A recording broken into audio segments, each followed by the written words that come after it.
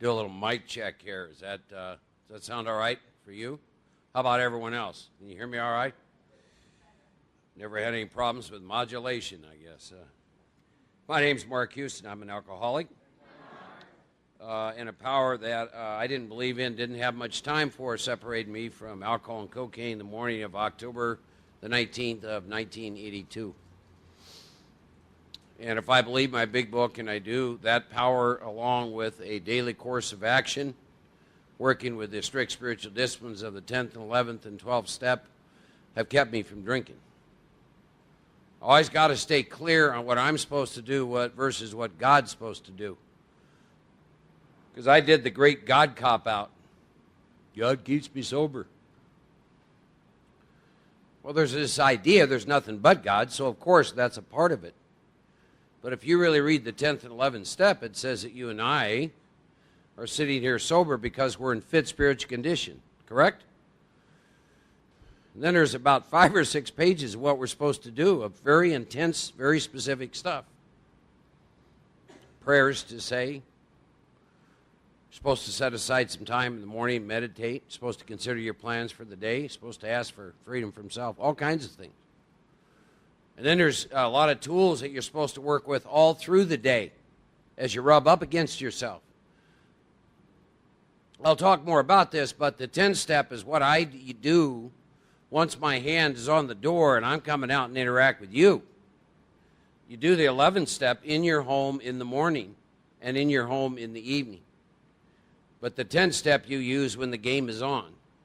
And by the way, when you find yourself in the middle of a highway and there's an 18-wheeler bearing down on you, that is not a good time to try and figure out how you got there. The 10th step is about move. Get the force away from yourself. Things like watch, ask, pause, turn. Turn out of yourself into. Cease fighting. Practices. 10th step is an abyss, 2 pages. 5, 6 paragraphs long. We never talk about the last 2 or 3 paragraphs of the 10th step. There are a set of practices when I go out my door that I get to work with all day long. And I'll talk more about that. First 9 steps allowed me to open a door into what the big book says is I've entered the world of the Spirit. What does that mean? What a great question. Well, what does that mean? 10th step, I've entered the world of the Spirit. My experience is it means I've entered the world of the Spirit. See, the big book does stuff like this. It's a real tricky book. Like you'll sit in meetings and somebody will say, I don't know how it works. I do. There's a whole chapter, how it works. Well, I don't know how to sponsor someone. Well, there's a whole chapter called Into Action, working with others. Right? And we go, well, I don't know how it works. I do. Big book gave me a set of precise, specific, clear-cut instructions on how to recover from a hopeless condition of body and mind. And it's very clear about how that process develops. So I want to read a couple quotes from one of my meditation books. This is called 365 Tao, a book of daily meditations. And first one is called Practice. It says, spiritual success is gained by daily cultivation. If you practice for the day, you have won. If you are lazy for the day, then you have lost. Self-cultivation is the heart of spiritual attainment. Gaining insight and ability is not a matter of grand statements, dramatic initiations, or sporadic moments of enlightenment. Those things are only highlights in a life of consistent activity. Whatever system of spirituality you practice, do it every day. If it's prayer, then pray every day. If it's meditation, then meditate every day. If it's exercise, then exercise every day. Only then will you be able to say that you are truly practicing spirituality. This methodical approach is reassuring in several ways. First, it provides you with a process and a means to maintain progress, even if that particular day is not inspiring or significant. Just to practice is already good. Second, it gives you a certain faith. If you practice every day, it is inevitable that you will gain from it. Thirdly, constant practice gives you a certain satisfaction. How can you say to yourself you have truly entered a spiritual path unless you can look back on years of daily practice and take comfort in the momentum that it has given you? And of course, our big book, when it talks to me about the 10th, 11th step, reinforces that idea. And I told some of you last night that I planned on doing what it asked me to do in the chapter Working with Others. I was hoping to disturb some of you about the question of alcoholism. And I asked you to look at some things. I asked you to what you were doing with the disciplines of the 10th and 11th step. This idea of the things I need to do to stay in fit spiritual condition. I challenged you with the idea that my body can't live off the food I ate 2 weeks ago, and if you're trying to stay sober off an old experience, that won't work. You may find yourself in a very unexpected place called a bar or at some doctor's office getting Vicodin. Why? Because you're not in fit spiritual condition. Why? Because you're not doing the very thing that got you to where you're at. So I challenge some of you, take a look. Do you have a daily prayer and meditation life? Then I posed another question to you, because the actions I take or don't take are always based on what? My belief systems. So if you're not working with the disciplines of 10 and 11, if you've gotten away from doing evening review, if you don't have a prayer and meditation life, both, what's the belief system behind that? Pardon me? Well, yeah, playing God. I don't need to do that to stay sober. Really?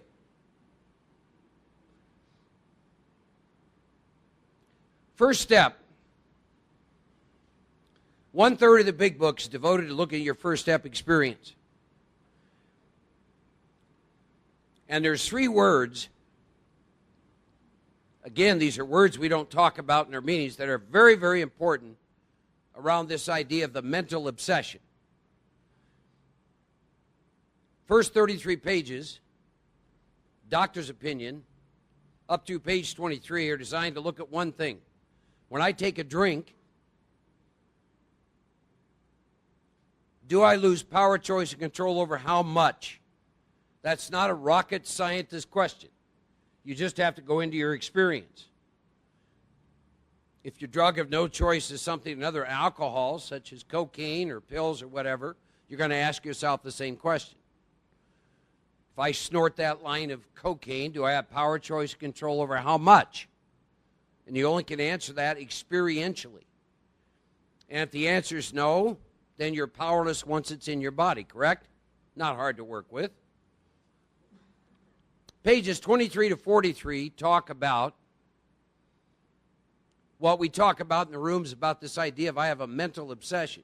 Here's another way to look at that, is I will commit the most insane act of my life stone cold sober.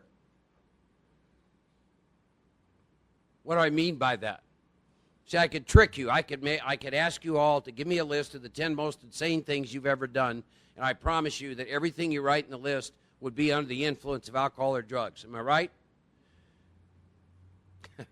Well, if you're like me, if when you take a drink or if when you do drugs you lose power, choice, control over how much, then once you're separated from alcohol and drugs, the most insane thing that you could ever do, and you're going to do it stone cold sober, is your mind's going to tell you to drink or do dope again, and you're going to act on that. How do you help somebody who commits the most insane act of their life stone cold sober? I work with chronic relapsers all the time, and one of my first questions is, do you think you're involved with your relapse? You know what they always tell me? Oh, yeah. Really? If I was involved with my relapse, you would have another speaker. That means I have the power to choose whether I drink or not drink. I don't. The drink chooses me, regardless of circumstance, consequence, whatever. Right? But in those pages 23 to 43, there's these 3 little words they stick in there. At certain times. Mark will have no effective mental defense against the first drink at certain time. That doesn't mean every time, does it? How about the day that you choose to not do the disciplines of 10 or 11? What if it's that day?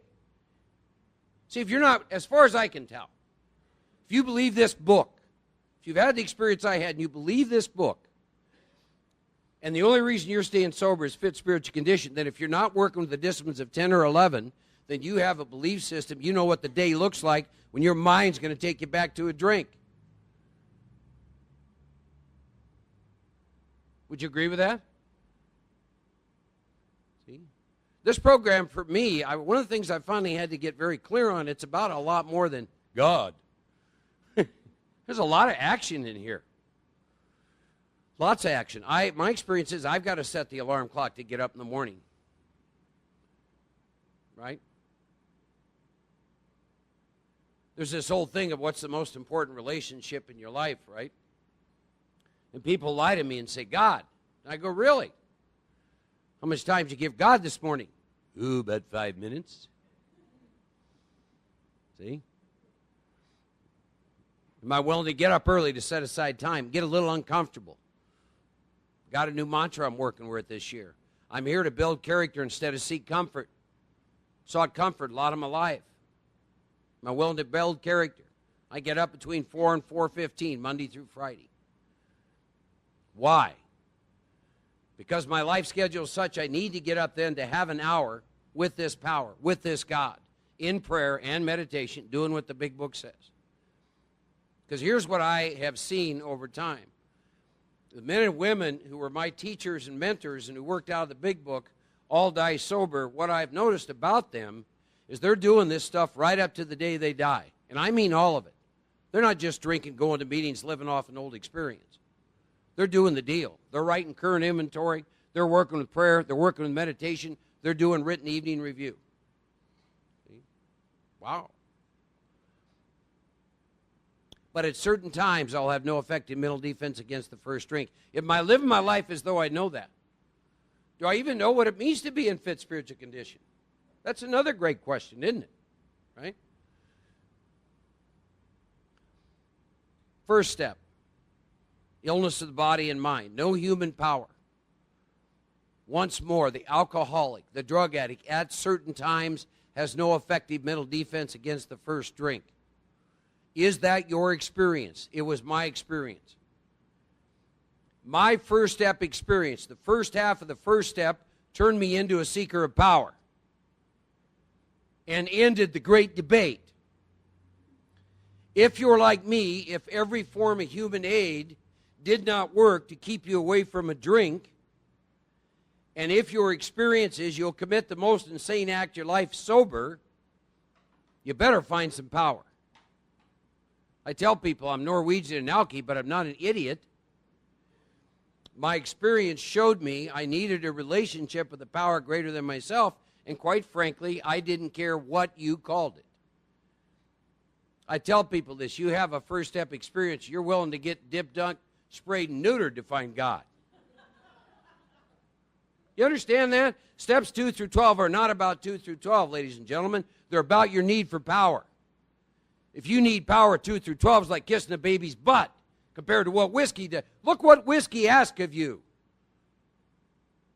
You break the hearts of every human being who ever means anything to you. If you're a parent, you're a lousy one. When you take the drink, or if you're dying of untreated alcoholism, you're a miserable employee. The list goes on and on and on and on. Then you come in the rooms, and we say, well, if you want what we have, you're going to have to do a few things. Like go through the book, work the steps. You're going to have to write inventory, 3 of them. That's really the first time the book does something to move you into a form of action other than look at some considerations, right? But you're going to read these inventories, and you're going to make a list of defects. You're going to take those to God. Then you got to make a list of all the people you've harmed. Got to pay all the money back. I was going over this one time with a guy. He looks at me, he goes, God, Mark, I just want to not drink, right? And then you got to work with the disciplines of 10, 11, and then you got to work with others. Now, think of what booze does to you. It does to you the same thing to me. And we hear what we got to do when we come in the rooms and go, well, that sounds like a bit much. Really? See, how do you help somebody like that? See, a big book says, die an alcoholic death or live on a spiritual basis. And the guy looks at you and he goes, could you tell me what dying alcoholic death looks like? Right? I tell this to the guys at my recovery center all the time. Alcoholics are the only people in the world that will come to you asking for help, and you'll give them some idea what they got to do, and they'll kick you in the nuts in appreciation because they don't like what you said. Then we wonder why we're so hard to help.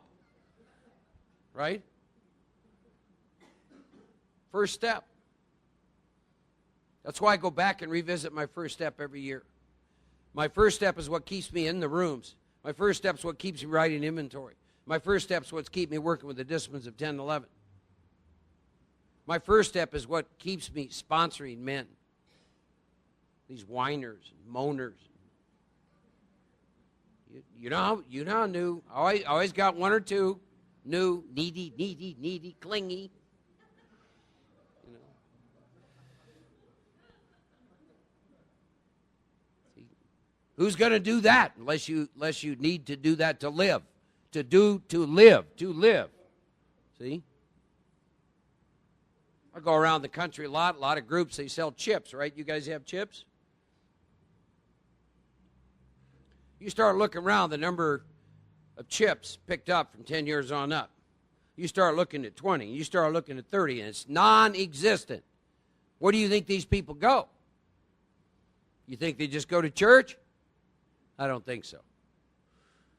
My truth is, very few people ever get sober and die sober. You lose that first step connection, your connection with what is wrong with you, right? And over time, it's a subtle thing.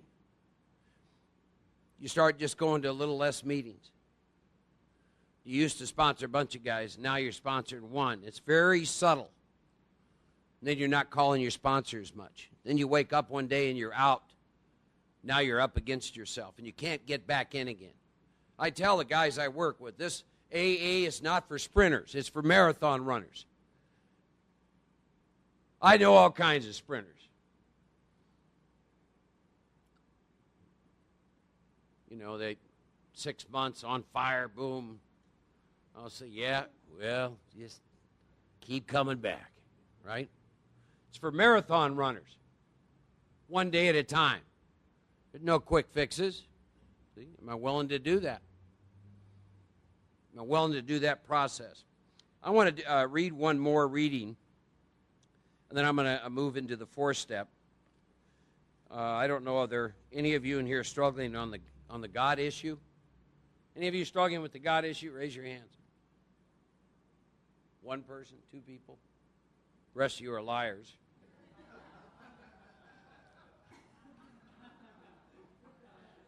How do you not struggle in the God? We're talking about God. You know, give me a break. We all got God issues. It's called donkey. One of my favorite readings. It says, dismount your donkey at the summit. Some places in this world are very hard to climb, and people will use animals. Each person can only ride one, and each animal might have a different name.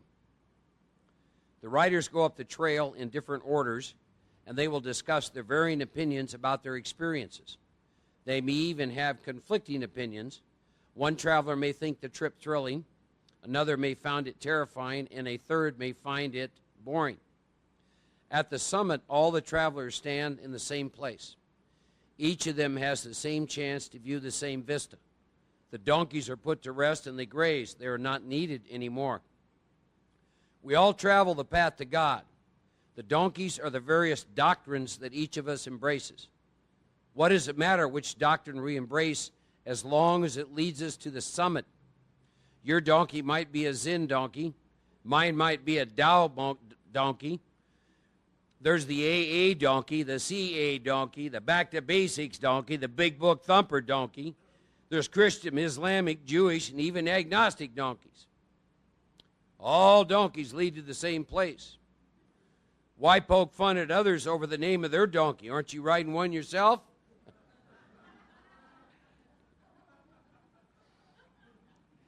We should put aside both the donkeys and our in-term experiences once we arrive at the summit.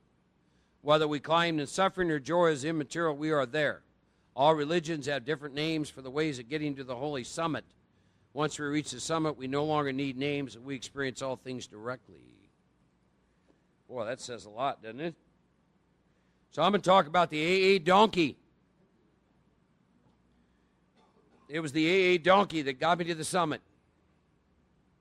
Then once you get to the summit, it doesn't matter what donkey gets them up there. And really, even within the rooms of AA. I've always loved that visualization, though, particularly when I watch people when they start debating this God issue, right? And I've just often thought about that of, you got a Christian donkey, and you got a Buddhist donkey, and a Zen donkey, and an agnostic donkey, and an AA, and we're going up, and there's this incredible view, and all we're doing is arguing about, well, the spots in my donkey are much nicer than the spots on yours. No, they're not, right? We missed the whole view. I only have one question for anybody about your donkey. Is it getting you to the summit? If not, you might want to trade the son of a bitch in. Find one that gets you there. Get a donkey that gets you to the summit you can dismount. And then the view's the same for everybody. I found my donkey right here, right in the pages of this book. Particularly 30 pages of action that I had to take, starting with the 4th step, up to the 9th step, and then a set of disciplines on a daily basis. And it took me to the summit. And I had a revolutionary spiritual experience. And I am a recovered alcoholic and cocaine addict. I am not recovering. I have recovered from a hopeless state of mind and body, exactly as my big book promised to me I would, starting on the title page. The story of how many thousands of men and women have recovered.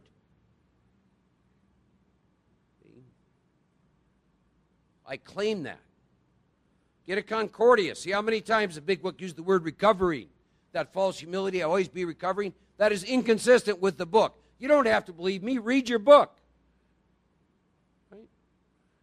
By the way, only disclaimer I ever give, if I say anything that you cannot reconcile with the big book, I'm wrong. But do not let anybody read your big book for you. It's full of promises, starting on the very opening page of that book, all the way through to the end. It says, we have recovered and been given the power to help others. I'm not making that up. Right? We talked about some of the other incredible promises. There's promises in every step. There's 3rd step promises, the 5th step promises. There's some of the most powerful ones in the whole book. The 9th step promise. See, I don't know about you, but you know, if you're new, there's a couple people that are new sitting in here tonight. Is there any promise I can hook onto prior to the 9th step? Yeah, all kinds of them. All kinds. Starting on the title page. You can recover from a hopeless state of mind and body in the forward, the 1st edition. All kinds of promises. What a wonderful thing. 10th step promises. We don't talk about those. Y'all know what those are, don't you? Things like we've ceased fighting anything or anybody. Wow. Things like we've been placed in a position of neutrality. We are safe and protected. Wow. Things like you have a new 6th sense. Those are all 10th step promises. We don't talk about those. You want to have fun sometime? I don't know about you, but when alcohol worked, all the 9th step promises behind alcohol worked too. Take the 9th step promises when alcohol worked and read them. Now try and read the 10th step promises when alcohol was working. You can't do it. It's very interesting. 10th step, though, I enter the world of the Spirit. I, in particular, tonight want to move into, we went up through the 3rd step last night, and I want to talk about the 4th step. I'm big on inventory, writing inventory, pen and paper. A lot more happens between pen and paper than mind and mouth. I'll say that again. A lot more happens between pen and paper than mind and mouth. I watch particularly people get time. Craig, we went through this recently. He was in a situation, he called me.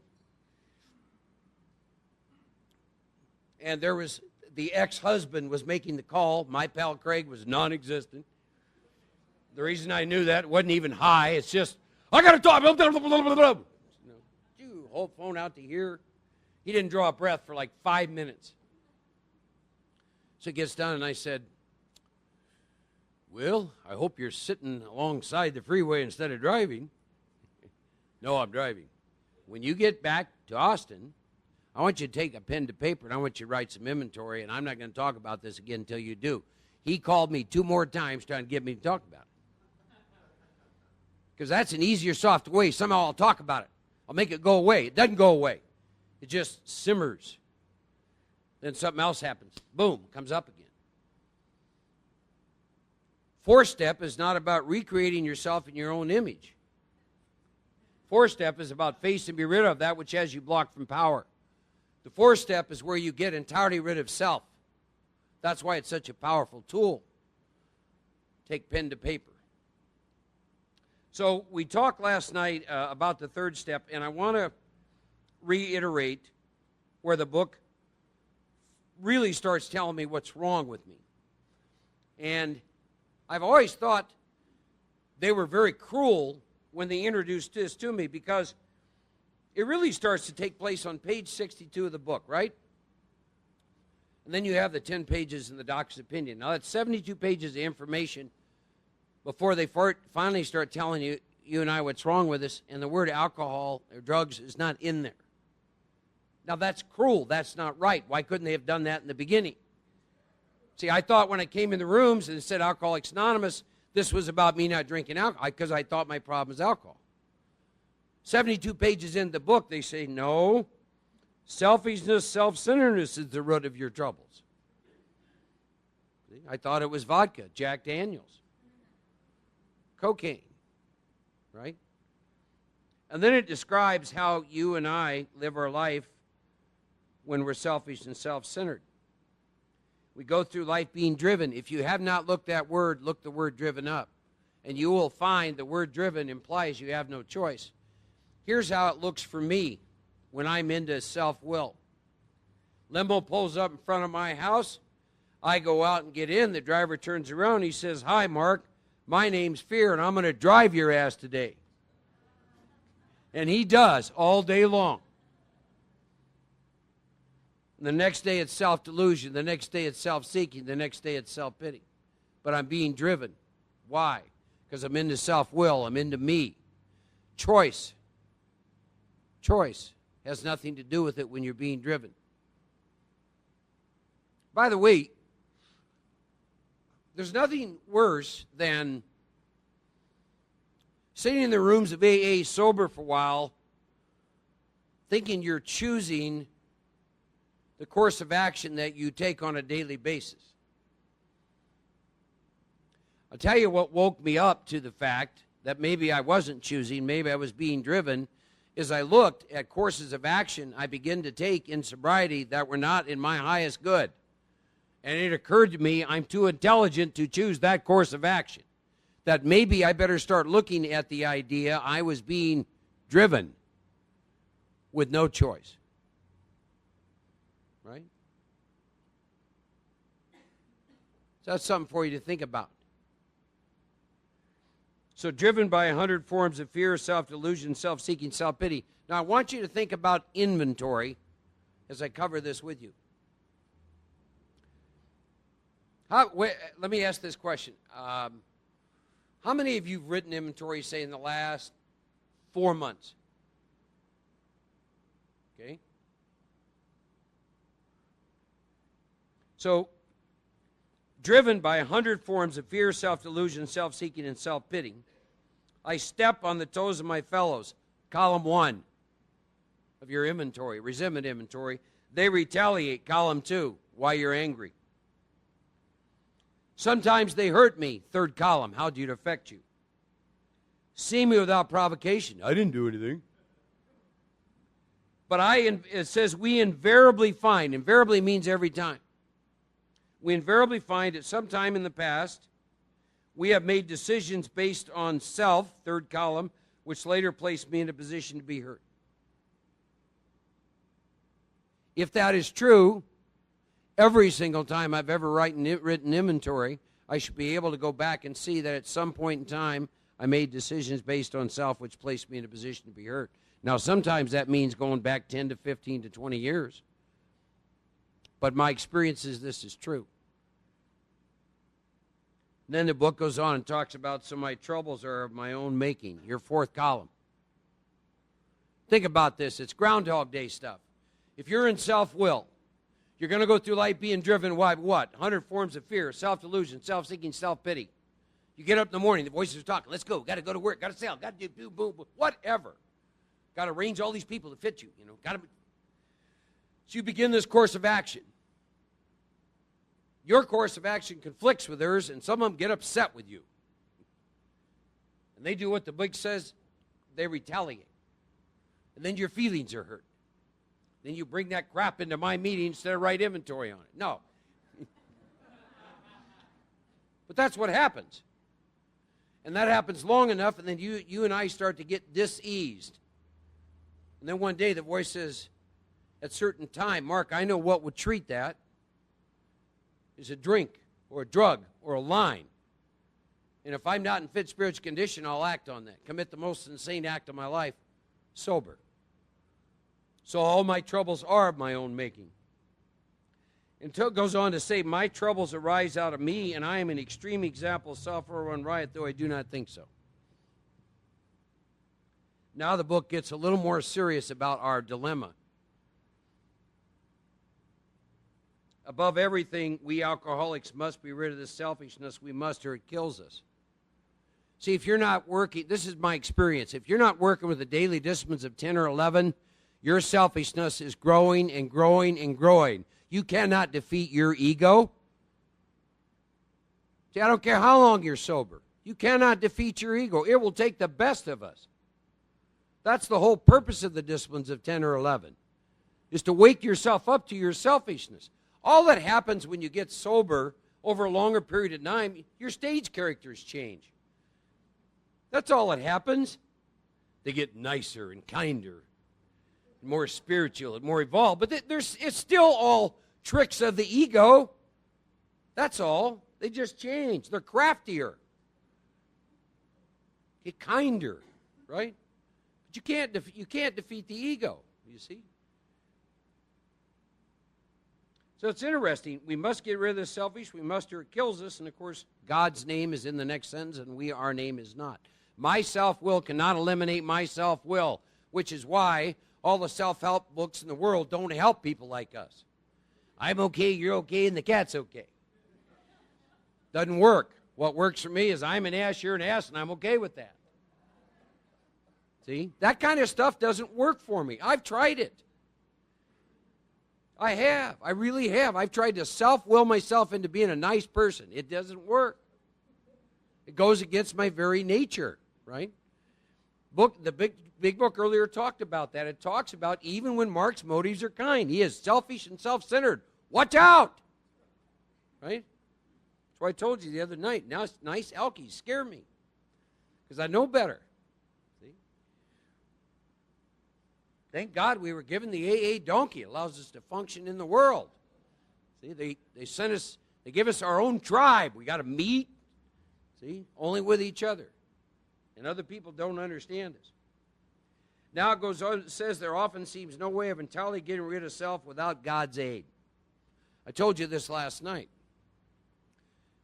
That sentence tells me that if I'm willing to continue to do some things in this book, I can be entirely rid of self. Now, I don't know about the rest of you, but on any given day, I get real tired of Mark.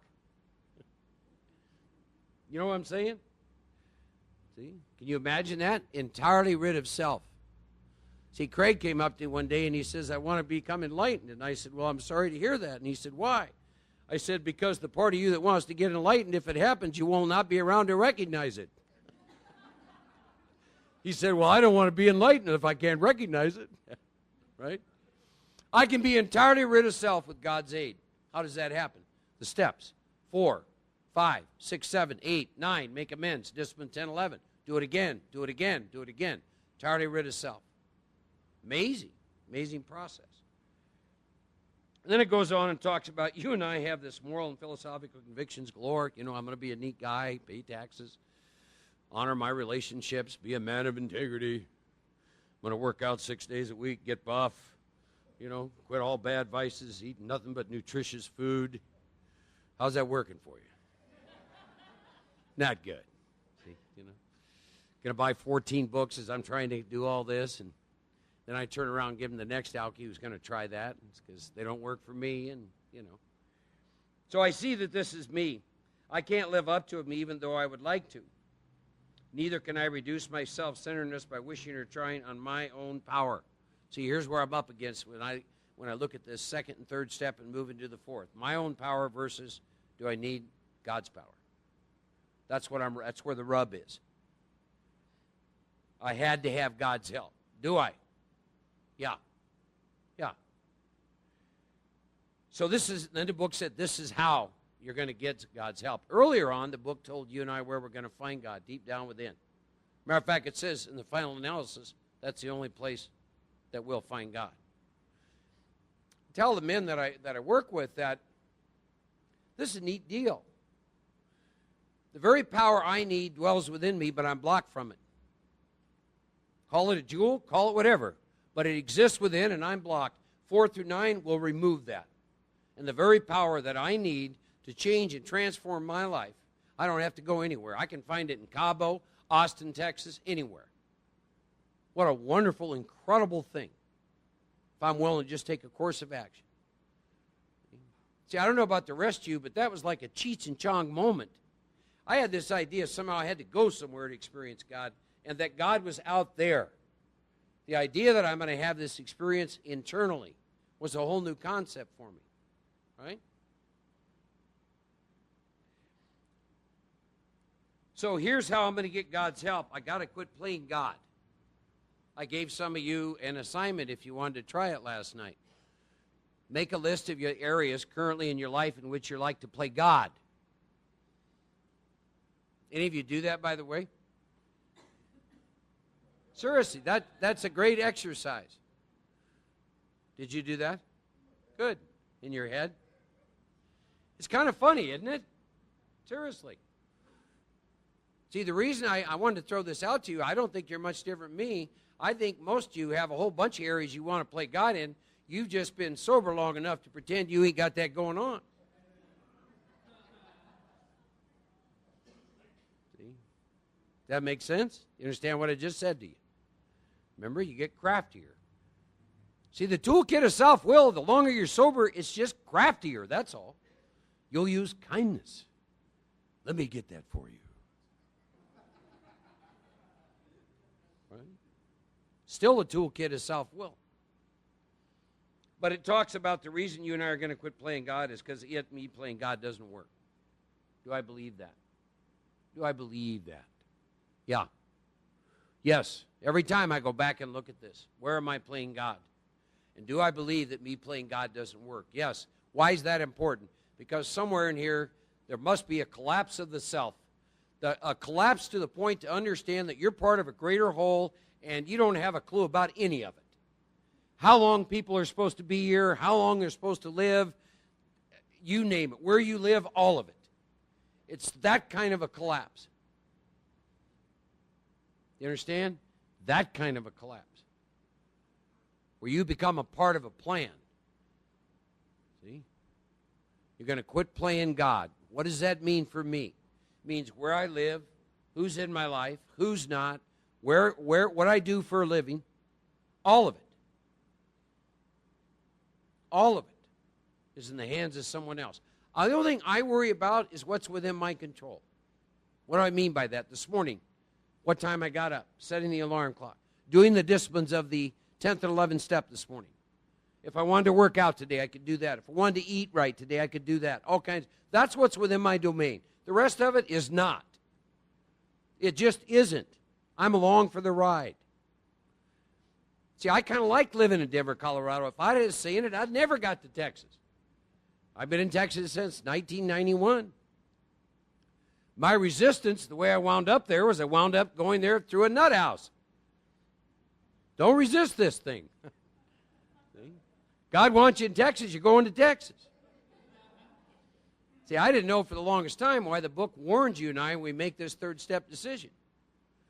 See, people rub up against this third step and they say this third step prayer in which you say to God, God, I offer myself to thee to build with me and you do with me as thou wilt. I'm going to go back to my episode in Texas. I had 3 job offers to come to Texas the 2 years prior to going to the psych hospital. I turned them all down. Why? Because I didn't want to go to Texas. God said, look, got work for you down here, boy. We're going to try it this way. You're going to get a nice job offer. They're willing to move you down. All kinds of stuff. No, thank you. I like it here. Okay, we're going to try it again. Right? We try another offer. Nah, I got it. Okay, cool. You gave your life to me. It's a good thing you did. You weren't doing too well. I got work for you in Texas. Now we're going to do it my way. You're going to be really depressed to the point where you can't work. And you can't leave your apartment. And you're going to get really uncomfortable. I'm going to leave you in the desert for a while. You want to stay in Denver? You go right ahead. Have a good day. And I wrote out the desert experience. Then through a series of events, I wound up in Texas. Got some water back in my diet again. I said, when I got released from that place, I made an agreement. God, I'm going to try and pay a little bit more attention next time when you want me going somewhere. Matter of fact, I'm just going to travel light for a while. See? That's exactly what happened. I was in Houston, Texas for a while, and then Kerrville, Texas, and then Austin, Texas, then Dallas, Texas. Now I'm back in Austin. Now I will tell you this, and all the time I've been sober, I feel like I can sink roots. First time. I know what it's like to get sent out. See, we say this third step prayer, and then we forget what we said because we think they're just words. They're just little words, right? See? Some of you, I know some of you are going through some suffering. I want you to understand what you said to that which created everything. I offer myself to thee to build with me, and you do with me as you want. And then that power does that, and you whine. Doesn't work that way. See, somewhere in there, what I had to learn along the way was I had to have faith and courage. And I had to look at myself like a child, a little 2-3-year-old child. You know, I have a tendency to play with sharp knives, right? Parent takes it away. What's the child do? Child gets upset. Parents taking it away for the child's own benefit, right? See, that's what I've had to look at in terms of me and this relationship with God. And that's just the way I am. I whine a lot when the shiny object gets taken away from me. You stay sober long enough, you start to understand why that happens. So, we say the third step prayer, and then off of that prayer, now we're going to launch into inventory. And I want to talk about resentment inventory. They use some great words. Personal house cleaning, though my third step decision was a vital and crucial step, by the way, my experience is when you go through the big book and the book uses the word it, always know what it means. Because it does that a lot. But know what it means. Though my third step decision was vital and crucial, it will have little permanent effect. What do you think they meant there? You don't think they meant permanent effect, do you? Yeah, they meant permanent effect. A permanent effect. I've never drank since the time I did this. I have experienced a permanent effect. Why? Because I was willing to do the rest of the work. Relapse is not complex. It is not. There's a set of precise, specific, clear-cut instructions, and the book says if you're willing to do them, you cannot fail. The only people I've seen that could not maintain permanent sobriety were the ones who would not submit to this process. I don't know if there's such a thing as reincarnation. If there is, I must not have been a nice guy in the last lifetime. And the reason I say that is I normally only get to sponsor chronic relapsers. Their 4 favorite words are I know and yes, but. They know more about the big book than I ever thought of. And they like to point that out to me. but they can't stay sober. Finally, they come to me, and it's not complex, and it's not because of stuff that happened to them as a child. It's because they've never been willing to surrender one day at a time and go through this process and gain access to power and then keep doing that. Most of them don't want to work with other people. They're too selfish. But I don't find relapse to be any big secret whatsoever. So, let's go on and look at some of our instructions around the 4-step. Here's what this is. This is going to be a strenuous effort to face and to be rid of the things inside me which have been blocking me from what? Power. The power I need.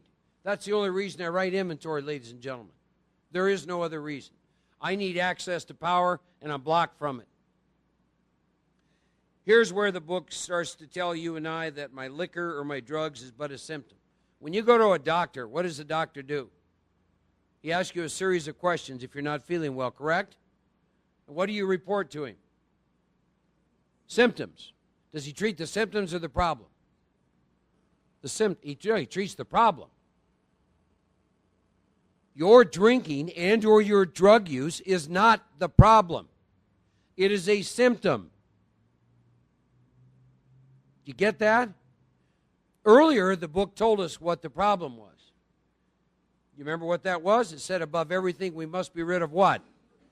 That's the problem, selfishness. That's the problem. If for whatever reason, you'll have to complain at God about this because I don't understand it either. When I get consumed with myself, I like to drink. I don't know why, I just do, and so do you. Or you don't drink, but you get real miserable. When you think everything's about you. The spotlight's always got to be on you. It's got to work out the way you want. Don't know why that is. I don't know why we're that way, but we are. That's why the book says at this point, Mark, your booze is but a symptom. We got to get down to causes, 2nd column, and conditions, 3rd column. If you haven't taken a dictionary, look up the word causes and conditions. Condition refers to a state of being. Remember last night, I gave you all something to look at, too. Identify your list of characters, your stage characters, all the different things that you think define who and what you are. Every one of those is a state of being. Look up the word condition. It refers to a state of being. Big book, when it goes from the 3rd column to 4th column, says, in that state, the wrongdoing of others, fancy real has the power to kill. So you'll come back to this. When I really began to work a lot with inventory, I truly became a student, and I started looking these words up, and I started seeing, because I was watching these incredible things happen off of writing inventory and doing 5th steps, and I could not understand why. How can you write these 3 inventories, sit across from somebody, do a 5th step, and then get catapulted into the 5th step promises? Not to mention amends. How does that happen? That makes no sense whatsoever. So I started to really explore that. Say, what takes place here? I knew somehow it was connected to entirely being rid of self. And that's what happens, ladies and gentlemen, in 4 through 9. As you begin to get disconnected from all these mind-made false sense of self that you think defined you, that makes you afraid all the time. You begin to get pulled back from that. You begin to be rid of that which has you blocked from what? God, the power deep down within. And you begin to feel that connection, that sense of oneness. And you begin to know that all is well in spite of what's going on out here. You begin to touch that part of you, true self, call it what you will, awakened spirit, whatever. But that's why, to me, I begin to pay so much attention to the 4th step and the 5th step. It's also why I begin to do what I call multiple 5th steps, where you take a body of work and read it to 1, 2, 3, 4, 5 different people. Fabulous experience. If you haven't tried it, try it. Big Book said I need to take my inventory and read it to person or persons, plural. By the way, one thing I'll throw out here. If you've never taken a body of inventory and read it to several people, then you have no experience with it, right? All you have is an opinion. I'm not interested in your opinion of an experience you've never had. That was one of my major defects for years. I would give you my opinion on all kinds of experiences I'd never had. Finally, I said to myself, self, that needs to go away. So in 1995, I was approached with the idea of doing multiple fifth steps. So I did. I went to California and did one in Kerrville, Texas, went down to Louisiana, read one to a woman long time sober, did 3 fifth steps within 1 month. Sat with that, 3 of them. It was an incredible experience. Had no reservation about amends whatsoever. Saw tremendous levels of truth through the 3 fifth steps. I've been doing multiple fifth steps ever since.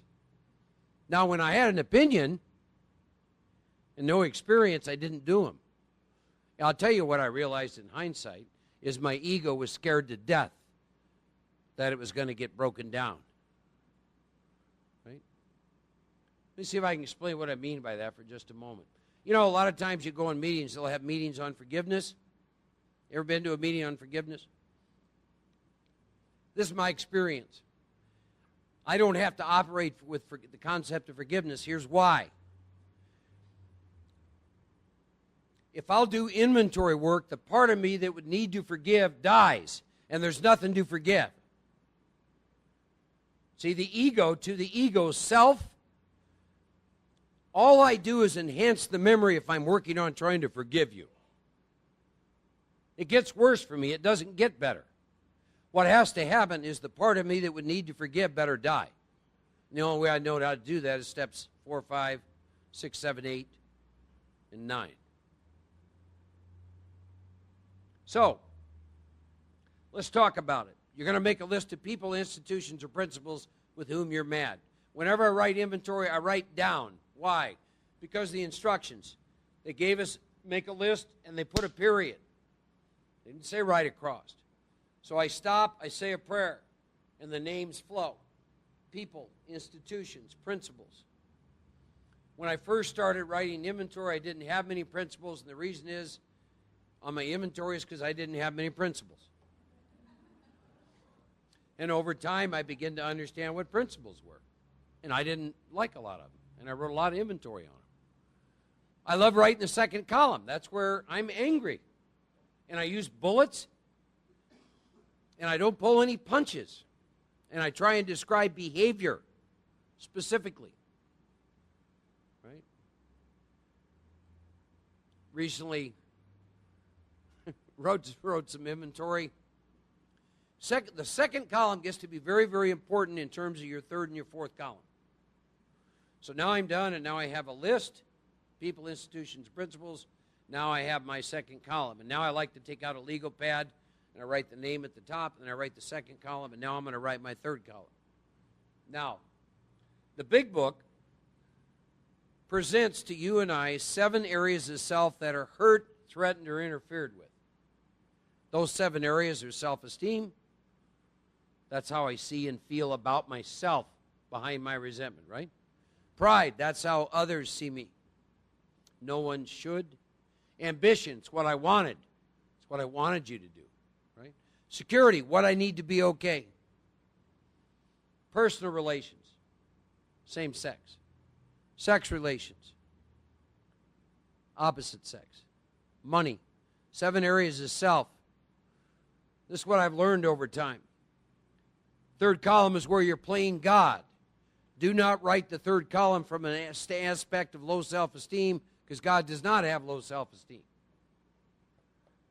You and I are writing the resentment because we got just a little bit too much. Otherwise, we wouldn't have it. Now, for periods of time, initially when I started working with inventory, when I get to my third column, I would just write the word out. Like my self-esteem was affected, or my pride, or my ambition. What finally happened was I didn't get free doing that. So there were a bunch of guys in Denver that belonged to a group called the God Squad. A guy named Big Frank. Scary guy.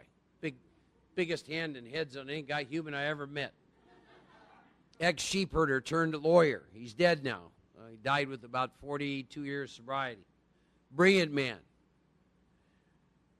He was something else, I tell you.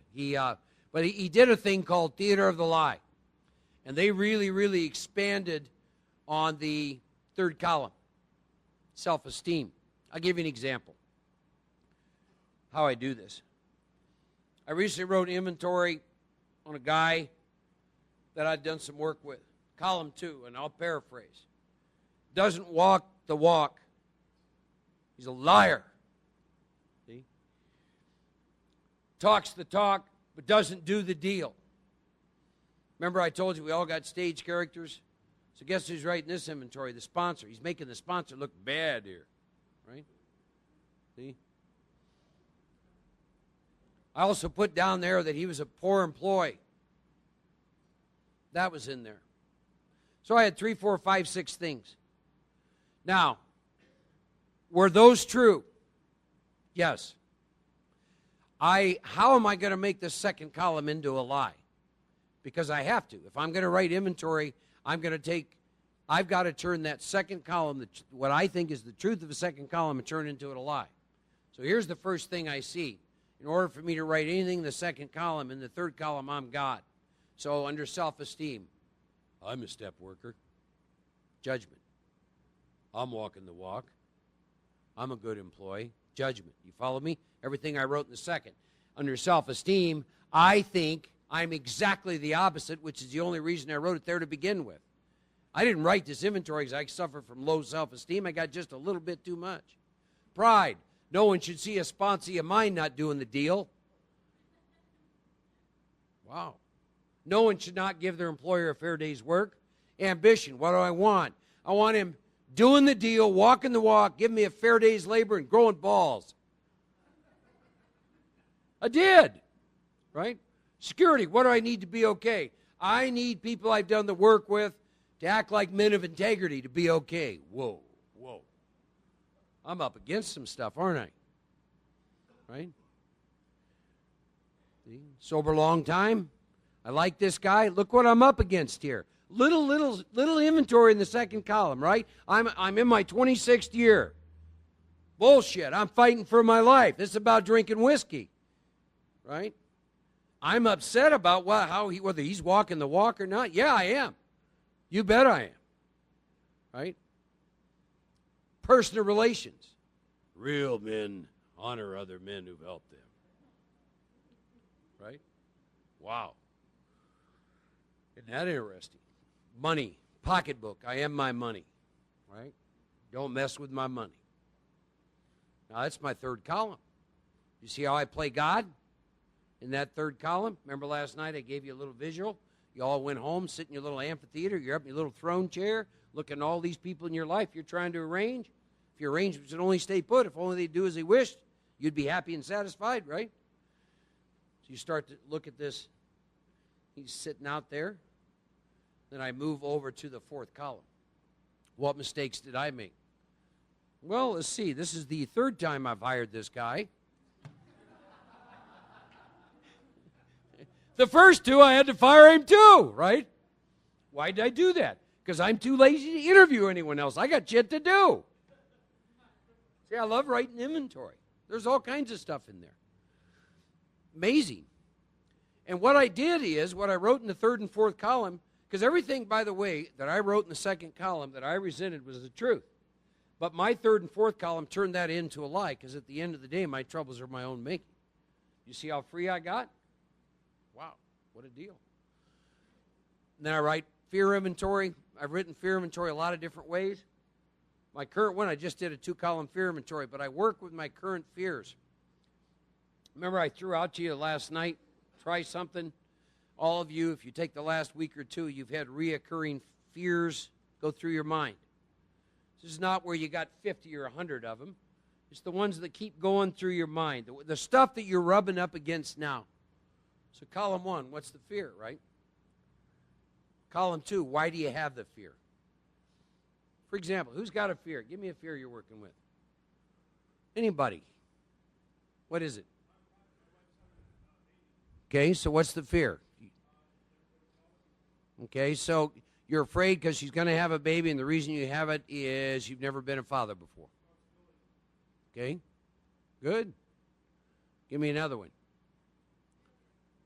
Pardon me? Failure? Is that what someone said? Why do you have that fear? Well, it won't feel good if you fail. It affects your image, right? Now, by the way, if you're going to write on failure, write on the other, success. One of the things I like to do with people, if they've had a little time, is I have them write on what I call the Big 12.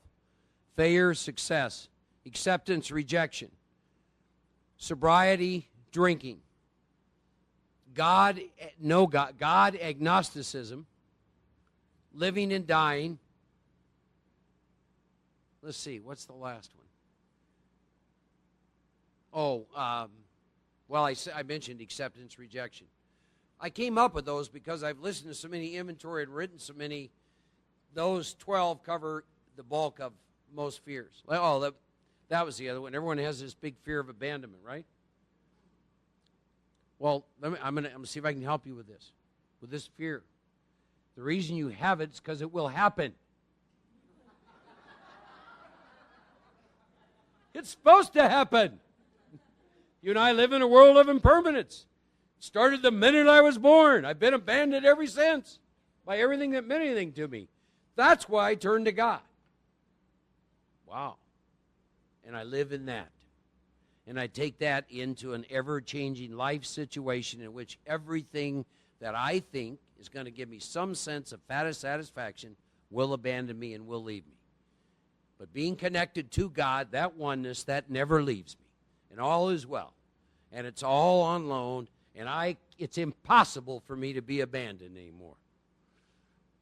See? It wasn't mine to begin with. Mine.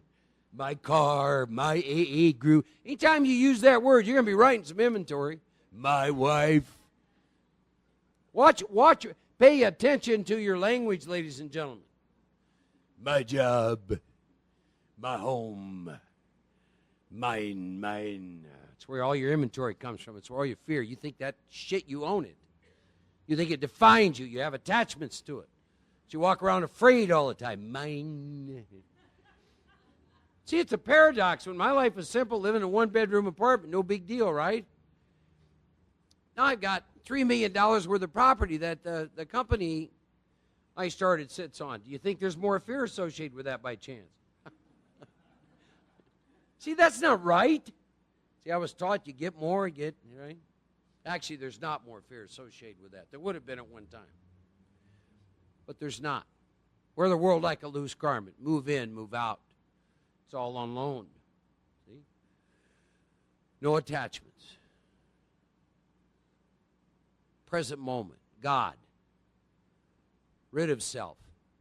Love things as they are. Stay present. Right? It's all on loan. Mine, it doesn't exist. See? Nothing belongs to us. It's all on loan. You don't breathe on your own power. You do nothing on your own power. There's only the illusion of separateness. I love the people who talk about, I have control issues. No, you don't. You have illusion issues. There's no such thing as control. I mean, go down to breath. Did any of you control your breathing today? No. The most non-recognized essential element in your life, and most of you went through the whole day and didn't think of it one time. Your breath. Am I right? Am I right? Sure. See, you guys are afraid to answer anything now, aren't you? Not raising my hand. I don't care what he says. Right? Waking up. It's a call to wake up. Steps are a call to wake up. Have fun with yourself. Have fun with your life. God, quit taking yourself so serious. Ooh. Have fun. Tell the men I work with. Craig, we laugh all the time. Me and my pal, we laugh all the time at ourselves. Get interested in your true self. You are amazing. See, I am funny. This mind, it's just insane, Today we're laughing because I said, "What'd you do?" And I said, "Well, actually, I think I napped all day. I haven't done that like I was junior in high school or something." And I did. Got up at 6:30 and did my disciplines, had something to eat, went back to bed. Next thing I knew, it was 4 o'clock in the afternoon, right? Well, in one of those moments, when I went out, drink of water or whatever, well, Craig came in, he's talking to me. Well, unbeknownst to him, because he falls asleep sometime. I'd go back in, close the door. He's still talking. 5, 10, 15 minutes. Doesn't realize I'm completely gone, right? See? Then by the time he wakes up to it, because I know how he is, I guarantee you he looked to see if the neighbor by chance saw him talking to himself. See, how do you not laugh at that kind of stuff, right? You know? We do, but we have fun, see? Watching Brad get all twisted up, right? He and I were talking today, you get your sense of self outside yourself, right? So he wants to make sure all these people that came in from out of town, of which there's vast numbers, have an amazing time so he can be liked and loved. Then he resents you all for doing all the shit he's got to do for you. How do you not laugh at that? You know what I'm saying? I tell you what, that's why we have our own tribe. Just, we don't mix well with those others, see? See, we understand that, Oh. But all this stuff comes. Write the inventories. Write the fear inventories. Sex inventory. It's about relationships, not just about sexual energy. You write those 3 inventories, and you turn around and you do a 5th step. I want to close tonight reading the 5th step promises. And because to me, they're some of the most powerful in the whole book. And they're on page 75. And you get done reading these 3 inventories to someone. It says, we pocket our pride, we go to it, we illuminate every twist of character, every dark cranny of the past. Once we've taken this step, withholding nothing, then here are my 5th step promises. It says we are delighted. We can look the world in the eye. We can be alone at perfect peace and ease. Our fears fall from us. We begin to feel the nearness of our Creator. We may have had certain spiritual beliefs, but now we begin to have a spiritual experience. The feeling the drink problem has disappeared will often come strongly. We feel we're on the broad highway walking hand in hand with the Spirit of the universe. Don't get any better than that. God bless you. See you Monday.